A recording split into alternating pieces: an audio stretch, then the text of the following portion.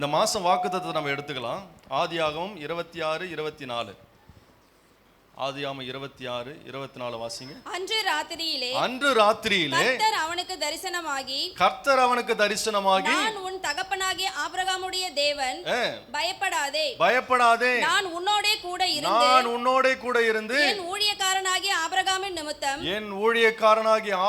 நிமித்தம் உன்னை ஆசீர்வதித்து உன் சந்ததியை பெருக பண்ணுவேன் என்றார்.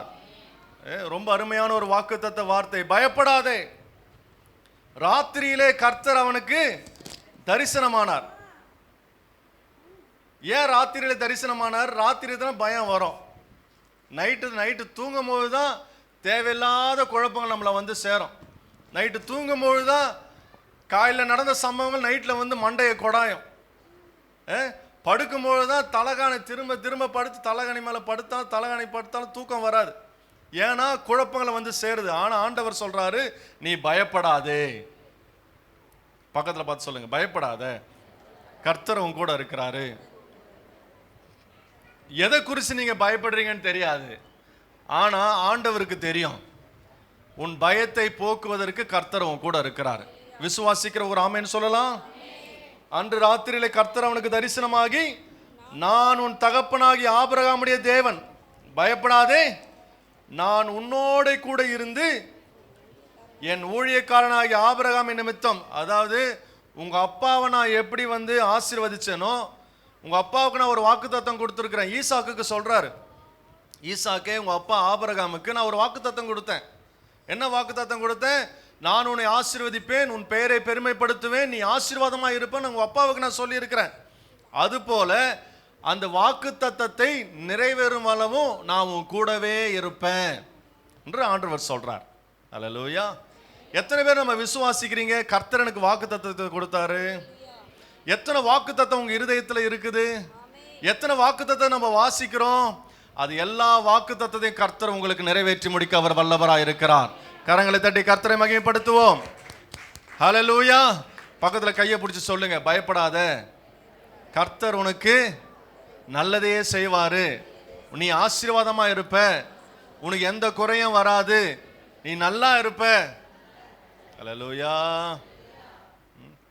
இந்த நேரத்தில் போய் பக்கத்தில் வந்து உட்காந்துட்டாலே, இந்த நேரத்தில் போய் பக்கத்தில் வந்து உட்காந்துட்டானே, எப்படி இவனை சொல்றது நான் அப்படி நினைக்கிறீங்களா? ஹல்லேலூயா. அப்படி என்ன இருந்ததுன்னா, பாஸ்டர் அம்மா சொன்னாங்களே, கிருபை உங்ககிட்ட வராது, எழுதி வச்சுக்கோ. என்னத்தை சொல்றது இவளுக்கு, என்னத்தை இவனுக்கு சொல்றது? சொல்லுங்க, கர்த்தர் உன்னை ஆசீர்வதிப்பார். கையை பிடிச்சு சொல்லுங்க, கையை பிடிச்சு சொல்லுங்க. சிடு மூஞ்சா இருக்காதீங்க, சந்தோஷமா சொல்லுங்க. சுடுன்னு இருக்காதீங்க, ஜாலியா சொல்லுங்க. அவங்க உன் மேல கோவப்பட்டாலும் சிரிச்சுனே சொல்லுங்க, கர்த்தர் உன்னை ஆசீர்வதிப்பார்னு சொல்லுங்க. ஹல்லேலூயா. பயப்படாதே, எதுக்குமே பயப்படாத, எந்த சூழ்நிலைக்கும் பயப்படாத. ஐயோ இப்படி ஆயிப்போச்சா, அப்படி ஆயிப்போச்சா, நான் என்ன பண்ண போறேன், இது எப்படி நான் மேற்கொள்ளுவேன்? ஆண்டவர் சொல்றாரு, பயப்படாத, கர்த்தர் என் கூட இருக்கிறாருன்னு சொல்லுங்க. கர்த்தர் என் கூட இருக்கிறாரு சொல்லுங்க. இது சொல்றது மனுஷனுடைய வார்த்தை இல்ல, யாருடைய வார்த்தை? யாருடைய வார்த்தை? தேவனிடத்திலிருந்து வந்த வார்த்தை. அதனால நான் இதை எடுத்துக்குவேன். இது மனுஷன் சொன்னா நான் பயப்படலாம், யோசிக்கலாம். இது கர்த்தரிடத்திலிருந்து வந்ததுனால நிச்சயமாகவே அவர் சொன்னதை அவர் எனக்கு செய்து முடிப்பார். ஹல்லேலூயா. இந்த மாசம் அற்புதம் நடக்க போகுது. எத்தனை பேர் நம்புறீங்க? இந்த மாசம் அற்புதம் நடக்க போகுது. சொல்லுங்க, இந்த மாசம் உனக்கு அற்புதம், இந்த மாசம் அற்புதம். உங்க எல்லாருக்கும் ஆண்டவர் அற்புதம் செய்ய போறாரு. சொல்லிக்கிட்டே இருங்க. ஹல்லேலூயா. இந்த மாசம் ஆண்டவர் அற்புதம் செய்ய போறாரு. அடுத்த மாசம் சாட்சி சொல்ல போறீங்க. கையை தட்டுங்க பார்க்கலாம். அடுத்த மாசம் சாட்சி சொல்ல போறீங்க. உங்க வீட்டில் நடந்த அற்புதத்தை நினைச்சு சாட்சி சொல்ல போறீங்க. ஆண்டவர் சொன்னதை செய்வாருங்க, அது நிறைவேறும், அற்புதம் நடக்கும். வார்த்தையில வல்லமை இருக்கு, வார்த்தையில வல்லமை இருக்கு. அதை நம்ம நம்பணும். இந்த சூழ்நிலை எப்போ வந்து ஈசாக்குக்கு இந்த வார்த்தையை சொன்னார் தெரியுமா? ஈசாக்கு எங்க போறாரு? 26வது வசனத்துல முதல் வசனத்தை வாசிங்க. 26 அதிகாரத்துல 26 முதல் வசனம். ஆபிரகாமின் நாட்களில் உண்டான பஞ்சத்தை அல்லாமல் பின்னும் ஒரு பஞ்சம் தேசத்தில் உண்டாயிற்று. அப்பொழுது ஈசாக்கு பெலிஸ்தியருக்கு ராஜாவாகிய அபிமெலேக்கினிடத்தில் கேராருக்கு போனான். கேராருக்கு போறார். யாரு போறாரு? ஈசாக்கு போறார். ஏற்கனவே ஈசாக்கு போகும்போது அங்க ஒரு பஞ்சம் வருது. பஞ்சம் வர்றதுனால அவர் என்ன பண்றாரு? பெலிஸ்தர் ராஜாவாகிய அபிமெலேக்கினிடத்தில் கேராருக்கு போறாரு. ஏற்கனவே அவங்க அப்பாவுக்கு இந்த மாதிரி பஞ்சம் வரும்பொழுது ஆபிரகாம், ஈசாக்குடைய அப்பா யாரு? ஆபிரகாம். அவருக்கு பஞ்சம் வரும்பொழுது கர்த்தர் ஆபிரகாமோடு இருந்து அவரை ஆசீர்வதித்தார். இப்போ அதே பிரச்சனையில யார் போறது? இப்போ ஈசாக்கு போறார். அப்பாவுக்கு எப்படி பிரச்சனை வந்ததோ அதே மாதிரி ஈசாக்குக்கும் ஒரு பிரச்சனை வருது. வரும்பொழுது போறாரு. அப்போ 2வது வசனத்துல ஆண்டவர் பாருங்க, கர்த்தர் அவனுக்கு தரிசனமாகி, நீ எகிப்துக்கு போகாமல் நான் உனக்கு சொல்லும் தேசத்திலே குடியிரு. நல்லா கவனிங்க. அவன் பஞ்சத்துல இருக்கும் பொழுது, அவன் வழி தெரியாம ஏதோ ஒரு இடத்துக்கு போகும்பொழுது, கஷ்டத்தின் மத்தியில் இருக்கும் பொழுது கர்த்தர் அவனுக்கு தரிசனமானார். இன்னைக்கு நாம கஷ்டப்படும் பொழுது கர்த்தர் உன்னோடு பேசுவார். எத்தனை பேர் விசுவாசிக்கிறீங்க? நீ கஷ்டத்தில் இருக்கிறியா? கவலைப்படாத, கர்த்தருடைய வார்த்தை உனக்கு தான் வருது. கர்த்தர் உன்னோடு பேசுகிறவரா இருக்கிறார். அவர் உன்னை நடத்துகிறவரா இருக்கிறார். வசனம் சொல்லுது, கர்த்தர் அவனுக்கு தரிசனமாகி, நீ எகிப்துக்கு போகாமல் தேசத்துல குடியிரு. அப்புறம் சொல்றாரு, இந்த தேசத்திலே வாசம் பண்ணு, நான் உன்னோட கூட இருந்து உன்னை ஆசீர்வதிப்பேன். நான் உனக்கும் உன் சந்ததிக்கும் இந்த தேசங்கள் யாவையும் தந்து உன் தகப்பனாகிய ஆபிரகாமுக்கு நான் இட்ட ஆணையை நிறைவேற்றுவேன். இங்க முக்கியமா ஒரு வார்த்தை சொல்றாரு, உன் தகப்பனாகிய ஆபிரகாமுக்கு நான் இட்ட சத்தியம் பண்ணியிருக்கிறேன். என்னன்னு சத்தியம் பண்ணியிருக்கிறேன்? சத்தியமா நான் உனக்கு கை விட மாட்டேன் ஆபிரகாம், சத்தியமா நான் உன் கூட இருக்கிறேன், ஆணையிட்டு சொல்றேன். இன்னைக்கு நான் ஆணையிட்டு சொல்றேன், நான் உன் கூட இருப்பேன்னு ஆபிரகாமுக்கு ஆண்டவர் என்ன பண்ணாரு? வாக்கு கொடுத்தாரா? அந்த வாக்கை ஆபிரகாமுக்கு ஆண்டவர் நிறைவேற்றினார். இன்னைக்கு அதே வாக்கை அதை சொல்லி ஈசாக்குக்கு சொல்றார், உங்க அப்பாவுக்கு நான் ஆணையிட்டு இருக்கிறேன். என்ன ஆணையிட்டு இருக்கிறேன்? உன் சந்ததியை ஆசீர்வதிப்பேன்.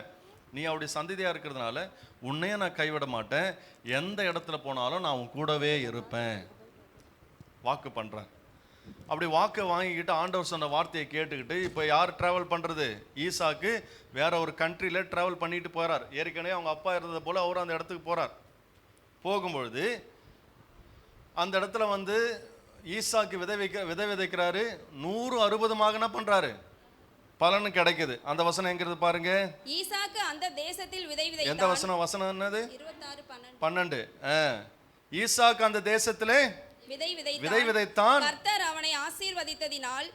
அவனை ஆசீர்வதித்ததினால் அந்த வருஷத்தில் 100 மடங்கு பலன் அடைந்தான். ஈசாக்கு விதை விதைத்தான், 100 மடங்கு ஆசீர்வாதத்தை பெற்றான். காரணம் என்ன?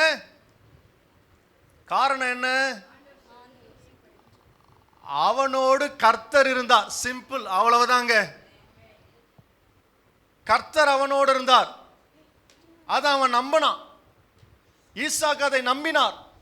அதை அவர் நம்பினார். ஆண்டவர் ஏற்கனவே எங்க அப்பாவுக்கு என்ன செய்தாரோ அதையும் ஆண்டவர் எனக்கு செய்வார் என்று சொல்லி ஈசாக்கு நம்பினாரு. நம்பி தைரியமா களத்துல இறங்கினாரு, வெற்றியை பார்த்தாரு. ஹல்லேலூயா. களத்துல இறங்கினாரு, வெற்றியை பார்த்தாரு. காரணம், அவருக்கு தெளிவா தெரியும், கர்த்தர் சொன்னால் அதை செஞ்சு முடிப்பாரு. இன்னைக்கு நான் இந்த இடத்துல உயிரோடு இருந்து ஆசீர்வாதமா இன்னைக்கு 100 மடங்கு நான் பலனை பார்க்கிறேன்னா அது ஏற்கனவே எங்க அப்பாவுக்கு ஆண்டவர் என்ன பண்ணியிருக்கிறாரு? வாக்கு கொடுத்தாரு. அந்த வாக்கு தத்தத்தின் பிள்ளை தான் நான் ஈசாக்கு. என்னையே ஆண்டவர் என் அப்பா கொடுத்தார்னா நான் செய்யறதே ஆண்டவர் எனக்கு ஆசீர்வதிப்பார் என்று சொல்லி அவன் தைரியமாக இறங்கி அவர் எல்லாவற்றையும் செய்தார். அவர் 100 மடங்கு பலனை பார்த்தார். இன்றைக்கு நான் சொல்லுகிறேன், உங்களோடு கர்த்தர் இருக்கிறார். எத்தனை பேர் விசுவாசிக்கிறீங்க? இருதயத்தில் கை வச்சு சொல்லுங்க, என்னோடு கர்த்தர் இருக்கிறார். நான் செய்கிற எல்லாவற்றையும் கர்த்தர் வாய்க்க பண்ணுவார். நான் தோற்று போவதில்லை. சில நேரத்தில் தோல்வி வருது போல தெரியும். என்னாச்சு, இப்படி ஆயிப்போச்சு, முடிஞ்சு போச்சு, எல்லாம் தோல்வியில முடிச்சு. இல்ல அது மனுஷனுக்கு வேணா தோல்வி போல தெரியலாம். அதுல ஒரு வெற்றியை தருவதற்கு கர்த்தர் என் கூட இருக்கிறாரு.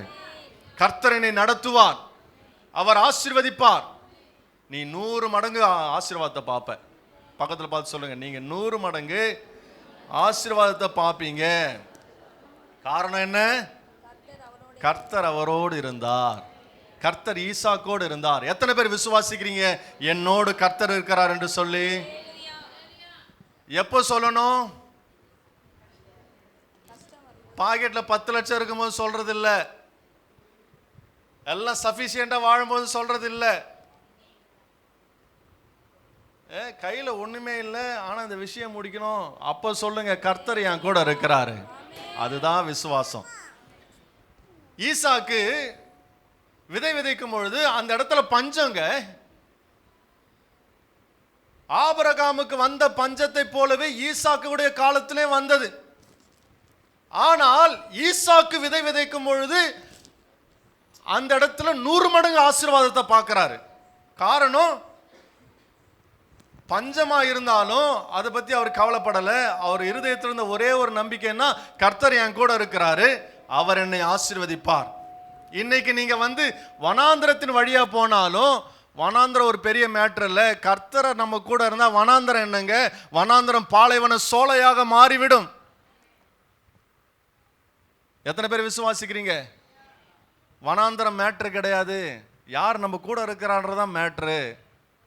கையில காசு இல்லையா, அது மேட்ரு கிடையாது. யார் என் கூட இருக்கிறா? செல்வமே என் கூட இருக்குது, என் சொத்து இயேசு என் கூட இருக்கிறார், அதுதான் மேட்ரு. எத்தனை பேர் நீங்க விசுவாசிக்கிறீங்க? போன வாரத்துக்கு முந்தின வாரம் பார்த்தோம், பொருளாதாரத்தில் எப்படி ஆண்டவர் ஆசீர்வாதத்தை கொடுக்கிறாரு. உலக மக்கள் கையில் என்ன இருக்குதோ அதை வச்சு வாழ்க்கையை தீர்மானிப்பாங்க. ஆனா ஆண்டவர் பாருங்க, கையில ஒண்ணுமே இல்லாத போது அந்த இடத்துல ஆசீர்வாதத்தை பொருளாதார ரீதியாக ஆண்டவர் நடத்துறார். பேதுருக்கு டாக்ஸ் கட்டுறதுக்கு ஆண்டவர் உதவி செய்தார். எப்படி செஞ்சாரு? ஏன்னா இயேசு அவர் கூட இருந்தார்.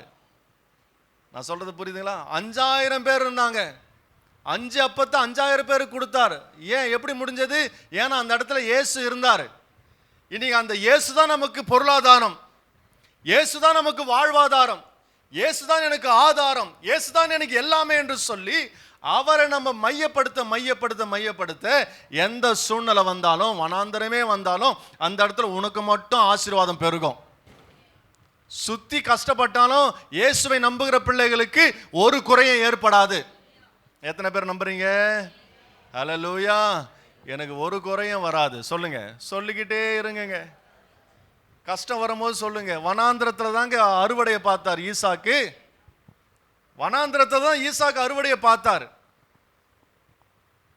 நம்ம வாழ்க்கையில வனாந்திரம் வந்தாலும் கவலைப்படாத, வனாந்திரமே கிடையாது. அது இயேசு என் கூட இருக்கும்போது இயேசுவை வனாந்திரம் தொட முடியுமா? இயேசுவை வனாந்திரம் டச் பண்ண முடியுமா? உனக்குள்ள யார் இருக்கிறா? நமக்குள்ள யார் இருக்கிறா? யார் நமக்குள்ள இருக்கிறா? ஒரு சிலர் தாங்க சொல்றீங்க. யார் நமக்குள்ள இருக்கிறா? உன்னை வனாந்திரம் டச் பண்ண முடியுமா? கஷ்டம் உன்னை டச் பண்ண முடியுமா? சும்மா சீண்டி பார்க்கும், பயப்படாத. சும்மா தொட்டு பார்க்கும், சும்மா ஒரு ஜர்க்கு கொடுக்கும், பயப்படாத. ஆண்டவரே என் பக்கம் இருக்கிறாரு, போடாத வரைக்கும். கரங்களை தட்டி கர்த்தரை மகிமைப்படுத்துங்க பார்க்கலாம். யாரையும் அப்படி பார்த்து சொல்லிடாதீங்க. நான் பிசாசை பார்த்து சொல்றேன். நான் போடாத வரைக்கும் சொல்லுங்க. பிசாசை பார்த்து சொல்லுங்க. பிசாசை பார்த்து சொன்னாருன்னு சொல்லிட்டு போடாத வரைக்கும் யாரை பார்த்தாலும் சொல்லிடாதீங்க. அவன் தான் எனக்கு பிசாசு, அவன் தான் சாத்தான் மாதிரி தொல்லை பண்றான். தனியா போய் சொல்லிக்கோங்க. டேய், யார் மூலமா நீ பிரச்சனை கொண்டு வந்தாலும் நான் அசர மாட்டேன். கர்த்தர் என் பக்கம் இருக்கிறாரு, கர்த்தர் என் பட்சத்தில் இருக்கிறாரு. பிசாசு யார் மூலமாவது பிரச்சனையை கொண்டு வந்தாலும் பிரச்சனை பண்றவங்களும் என் பக்கம் வந்துருவாங்க. சொல்லுங்க பார்க்கலாம். இது எப்படி நல்லா இருக்குதுல்ல? இது நல்லா இருக்கு. பிரச்சனை பண்றவங்களே என்ன பண்ணுவாங்க? அது ஆசைப்படுறீங்களா இல்லையா? முதல்ல அதை நான் தெளிவுபடுத்திக்கணும். பிரச்சனை பண்றவங்க அவங்க நாசனமா போகணும்னு ஆசைப்படுறீங்களா? பிரச்சனை பண்றவங்க என் கூட வந்துருவாங்க, ஆண்டவரை மகிமைப்படுத்துவாங்க. அப்படி பழகுங்க. அங்கதான் கிருபை பெருகிட்டே இருக்கும். அல்லேலூயா. பாஸ்டர் அம்மா நச்சுன்னு ஒரு வார்த்தை சொல்லிட்டு போயிட்டாங்க கிருபையை குறித்து. கிருபை உங்க மேல பெருகிட்டே இருக்கும். அல்லேலூயா. வனாந்தரமே வந்தாலும் நான் கவலைப்பட மாட்டேன். கிருபை என் கூட இருக்கு. இயேசுதான் அந்த கிருபை. அவர் நம்மோடு இருந்து அவர் நம்மை வழி நடத்த போதுமானவராக இருக்கிறார். தொடர்ந்து வாசிங்க. 13 வாசிங்க. அவன் ஐஸ்வர்யவானாகி வர வர விருத்தி அடைந்து மகா பெரியவனானான். அவனுக்கு ஆட்டு மந்தையும் மாட்டு மந்தையும் அநேக பணிவிடைக்காரரும் இருந்தபடியினாலே பெலிஸ்தியர் அவன் பேரில் பொறாமை கொண்டு. நல்லா கவனிங்க, அவன் வர வர விருத்தி அடைந்து. எந்த நேரத்தில் விருத்தி அடைந்தான் அவன்? எப்ப அவனுக்கு விருத்தி வந்தது, பெருக்கம் வந்தது? பஞ்சத்துல பெருகினாங்க. அவன் ஈசாக்கு பஞ்சத்துல பெருகினார். கொரோனால யாரெல்லாம் நம்ம ஜாலியா இருந்தீங்க? நான் ஜாலியா இருந்தேன், நல்லா சாப்பிட்டோம், நல்லா சந்தோஷமா இருந்தோம். காரணம், ஆண்டவர் நம்ம கூட இருந்தார். ஒரு ஆமென் சொல்லுங்க பார்க்கலாம். பிரச்சனையே வந்தாலும் அது உதறி போட்டு நாங்க சந்தோஷமா இருந்தோம், குடும்பமா சந்தோஷமா இருந்தோம். கர்த்தர் நம்ம கூட இருந்தார். நிறைய பேருக்கு கொரோனா பஞ்சம் மாதிரி வந்துருச்சு. ஆனா கர்த்தரை தேடுகிறவர்களுக்கு ஒரு குறையும் வரலைங்க. பலவீனமே வந்தாலும் அது பலவீனத்தை உதறி தள்ளி தூக்கி நிறுத்தினார் ஆண்டவர். கரங்களை தட்டி கர்த்தரை மையப்படுத்துங்க. இன்னைக்கு நம்ம நிறைய பேருக்கு அதுதான் பஞ்சமா இருந்தது. இனி எந்த பஞ்சம் வந்தாலும் எதுக்குமே நம்ம அசர போறது கிடையாது. ஏன்னா நம்ம கவர்மெண்ட் இந்த உலகத்துல இல்ல. நம்ம கவர்மெண்ட் எங்க இருக்குது? நம்ம பொருளாதாரம் இந்த உலகத்திலிருந்து எனக்கு பொருளாதாரம் வருதுன்னா அது ஆசீர்வாதம் நமக்கு நிலைக்காது. என் பொருளாதாரம் கர்த்தரிடத்திலிருந்து வருகிறது. ஒரு ஆமென் சொல்லலாமா? என் கவர்மெண்ட் எங்க இருக்குது? நம்ம கவர்மெண்ட் எங்க இருக்குதுங்க? கர்த்தரிடத்தில் இருக்கிறது. டாக்ஸ் 18% 50% மாறினா கூட பரவாயில்ல, அதை பத்தி நான் கவலைப்பட மாட்டேன். என்ன ரூல் பண்றவர் ஆண்டவர், எனக்கு சப்ளை கொடுக்கிறவர் ஆண்டவர், என்னை நடத்துகிறவர் ஆண்டவர். எதை குறித்து நான் கவலைப்பட மாட்டேன். மனிதர்கள் எதை சதி செய்தாலும் அதை பத்தி எனக்கு கவலை கிடையாது.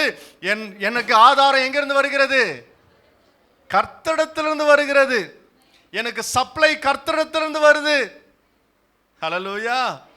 ஒரு ஆமென் சொல்லலாமா? சம்பளம் இந்த மாசம் கம்மியா போட்டாலும் நீங்க கவலைப்படாதீங்க. போன மாசம் நீ செலவு பண்ணதை விட இந்த மாசம் 2 மடங்கு செலவு உனக்கு வரும். 3 மடங்கு ஆசீர்வாதத்தை கர்த்தர் உனக்கு கொடுப்பார். கரங்களை தட்டுங்க பார்க்கலாம். ஹல்லேலூயா. அதுதாங்க ஆண்டவர். அதுதான் ஆண்டவர். அவரை நம்புறவங்கள எல்லாம் உன்னை பார்ப்பாங்க. எப்பட்றா இவங்க மட்டும், எப்பட்றா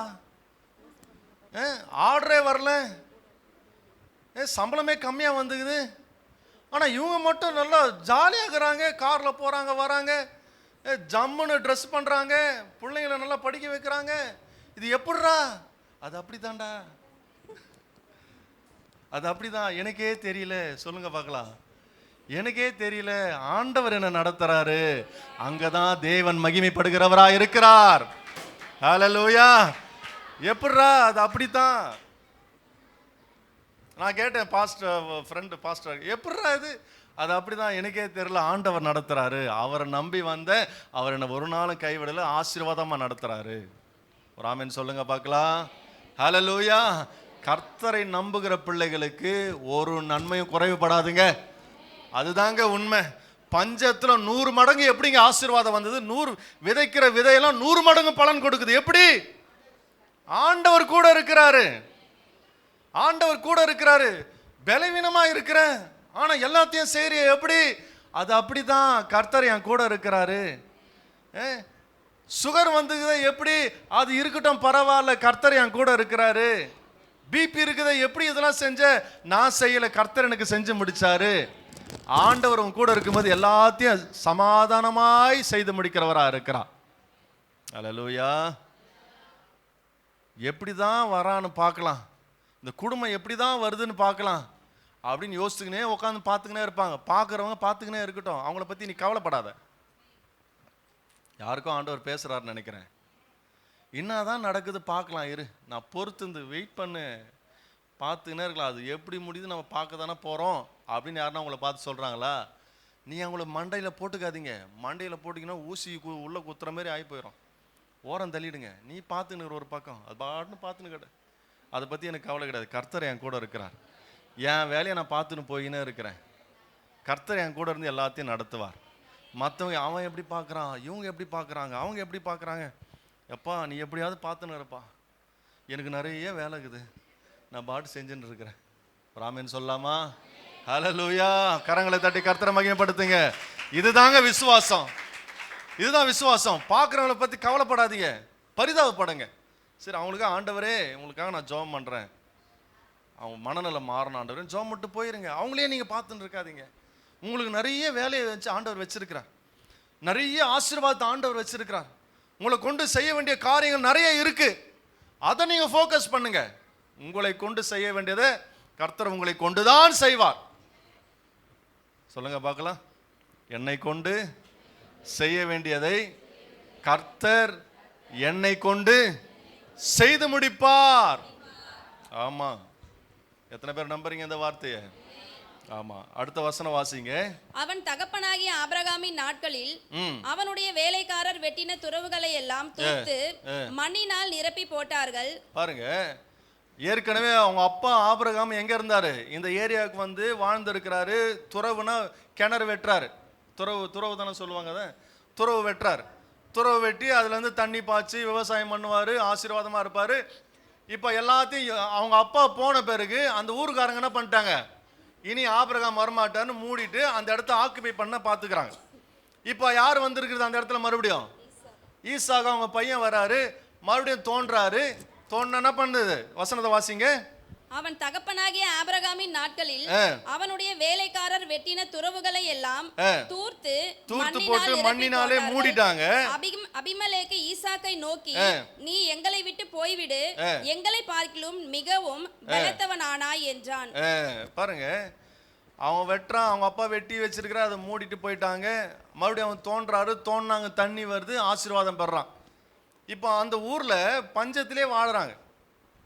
பெலிஸ்தர்கள் இருக்கிறாங்க, பஞ்சத்தில் இருக்கிறாங்க. இவனு மட்டும் எப்படி இருக்குது? இவர் கால் வைக்கிற இடம்லாம் ஆசீர்வாதமா மாறுது. என்னடா அது? நம்மளதான் தோன்றோம், நம்மளதான் அதே பூமி தான் நானுங்கிறேன், அதே இடத்துல தான் நானும் இருக்கிறேன், நீ பண்றதே நானும் பண்றேன், ஆனா நீ மட்டும் நல்லா இருக்கிற, நாங்க எல்லாம் என்ன பண்றோம்? பஞ்சத்தில் இருக்கிறோம். அது எப்படி அவனுக்கு புரியல. ஆனா ஈசாக்குக்கு தெரியும். என்னன்னு தெரியும்? நான் கால் எடுத்து வச்சேன்னா என் கூட யாரு கால் எடுத்து வைக்கிறா? ஆண்டவர் என் கூட கால் எடுத்து வைக்கிறாரு.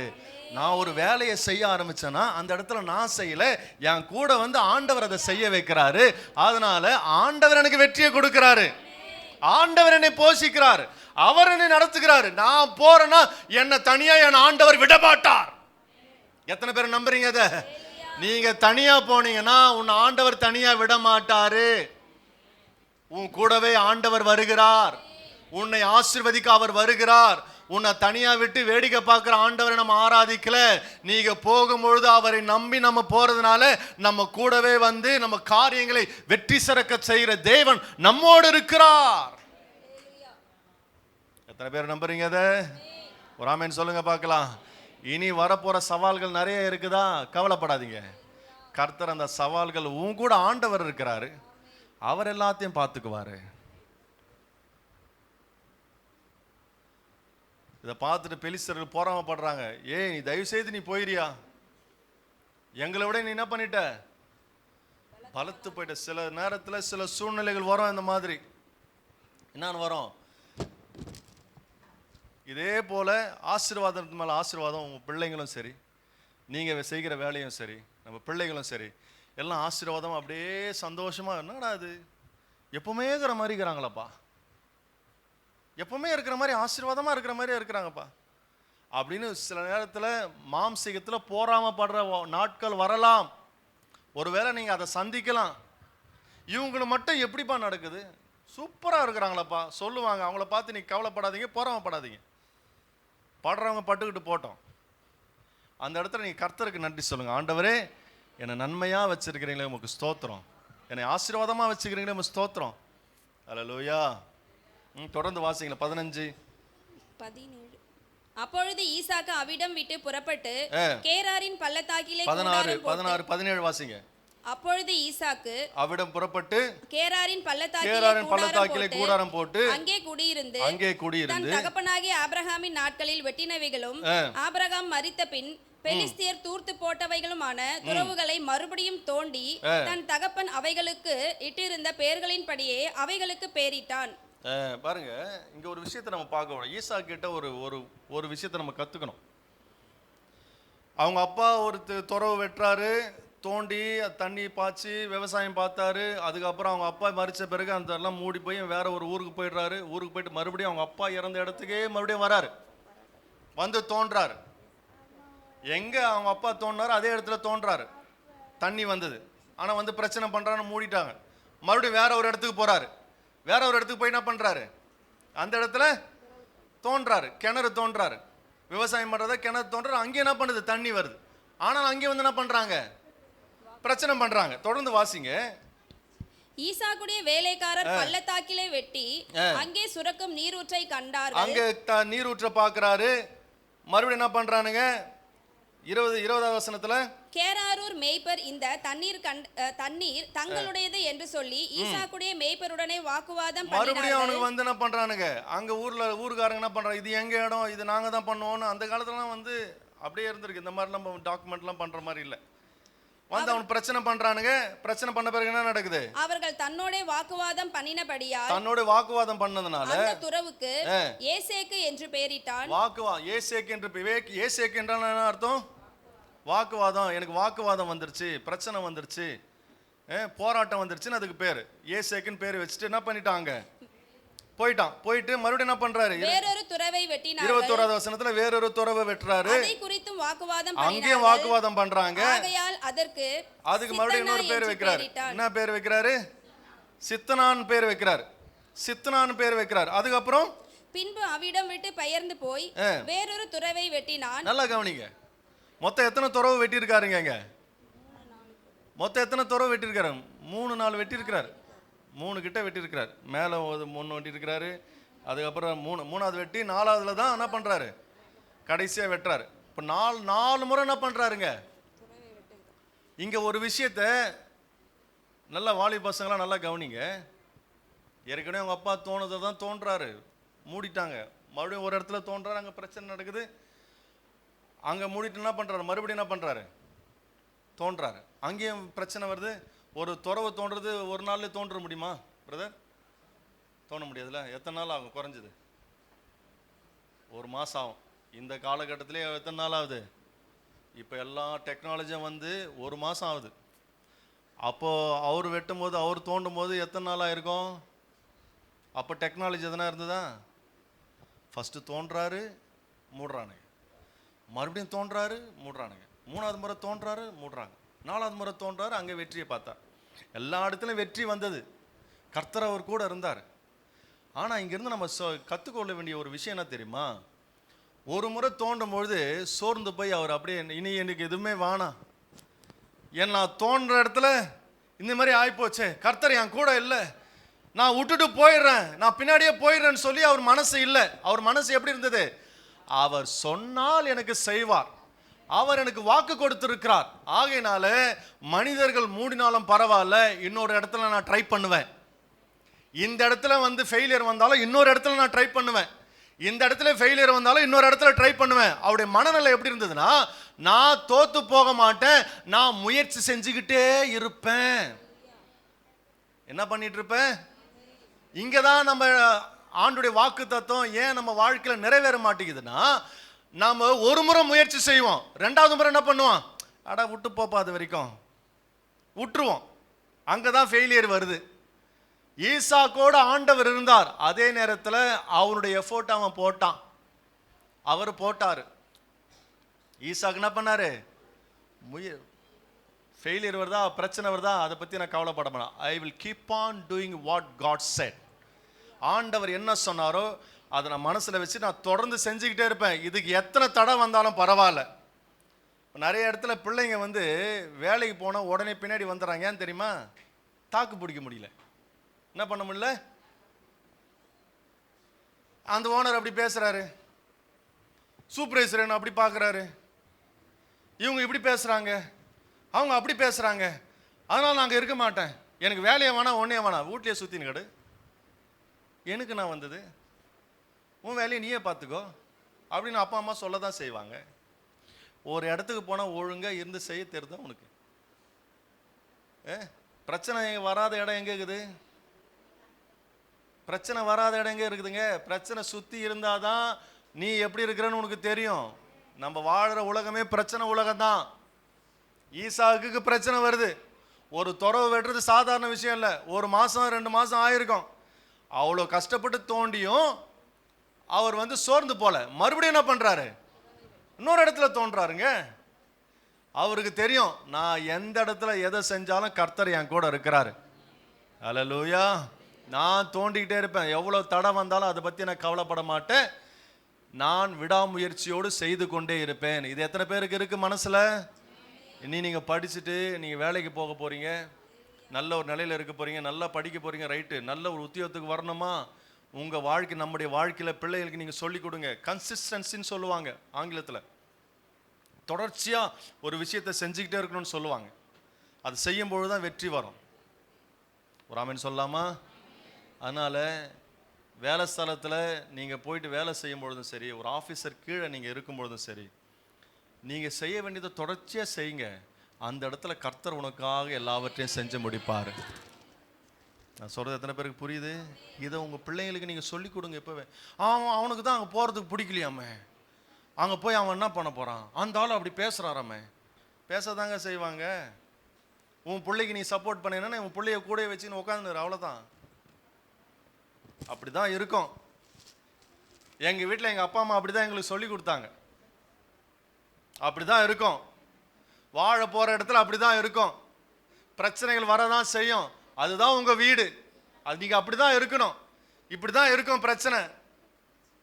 இதெல்லாம் நீ சமாளிச்சுட்டு தான் வரணும். ஸ்கூலுக்கு போனால் கூட ஏன்னா பேசுனானா எங்களுக்கு சப்போர்ட் பண்ண மாட்டாங்க எங்கள் வீட்டில். சரிங்க பார்த்துக்குறேங்க, அப்படி தாங்க, நீ கேளுங்க. வீட்டில் எங்களை தான் திட்டுவாங்க. அப்படி நாம் வளர்த்தாதான் நம்ம பிள்ளைங்க பின்னாடி சமாளிக்க கற்றுக்குவாங்க எதுவாக இருந்தாலும். ஒரு ஆமென் சொல்லுங்க பார்க்கலாம். அல்லேலூயா. ஸ்கூலுக்கு ராய் போனாலே என்னை ஓரம் கட்டுருவாங்க. சார் ஒரு 5 நிமிஷம் உட்காருங்க சார், ஒரு 5 நிமிஷம் நில்லுங்க சார். அப்பயே என் கூட என்ன ஸ்கூலுக்கு வர பேரண்ட்ஸ் என் கூட பேசிகிட்டு இருப்பாங்க. சார் அது அப்படி தான் சார், நான் போய் பார்த்துட்டு வந்துடுறேன். என்னங்க மேடம், தாங்க முடியல சார், ஏன் தான் இப்படி பண்ணுறான்னு. போடுங்க மேடம், நல்லா 2 போடுங்க சார். போட்டால் கூட முடியல சார். என்ன நாங்கள் மேடம் பண்ண சொல்கிறீங்க, எப்படியாவது சமாளிச்சிட்டுங்க அப்படின்னு சொல்லிட்டு வந்துக்கிட்டே இருப்பேன் நான். இது வரைக்கும் அவனை ஒரே ஒரு முறை போய் கேட்டேன், மேடம் நீங்கள் ரொம்ப அவனை கையை பிடிச்சி கிள்றீங்களா, அதை கம்ப்ளைண்ட் பண்ணி நிற்கிறான். நீங்கள் அடிங்க, எவ்வளோ வேணாலும் அடிங்க, கில்லாதீங்க, அவனை வலிக்குதுன்றான் அப்படின்னு சொல்லிட்டு. ஏன் சொல்கிறேன்னா, பிள்ளைகளுக்கு நம்ம என்ன பண்ணணும், வீட்டுக்கு நான் சொல்லுவேன், அப்படி தானே இருக்கும், நீ கவனமாக இரு, நம்ம பேச நம்மளை பிள்ளைகளை நம்ம என்ன பண்ணணும், சொல்லணும். நம்ம பிள்ளைங்களை நாம் அவங்க எதிர்க்கவே நம்ம என்கரேஜ் பண்ணோன்னா, அது எப்படி நீங்கள் அடிக்கலாம் அப்படின்னா அவனுக்கு பிரச்சனைகளை சமாளிக்க தெரியாது அப்புறம். அல்லேலூயா. நான் சொல்கிறது எத்தனை பேருக்கு புரியுது? முயற்சி செஞ்சுக்கிட்டே இருக்கணும். சொல்லுங்க பார்க்கலாம். முயற்சி செஞ்சுக்கிட்டே இருக்கணும். அது எங்கள் அப்பா கிட்ட இருந்து நல்லா கற்றுக்கிட்டேன் இந்த வார்த்தை. நம்ம தலைமை போதகர் அவர் என் வாழ்க்கையில் முயற்சி செஞ்சதுனால தான் இன்னைக்கு உங்கள் முன்னாடி நான் நின்று பேசிக்கிட்டு இருக்கிறேன். பெரிய தோல்வி வந்தது, அவர் விடலையே.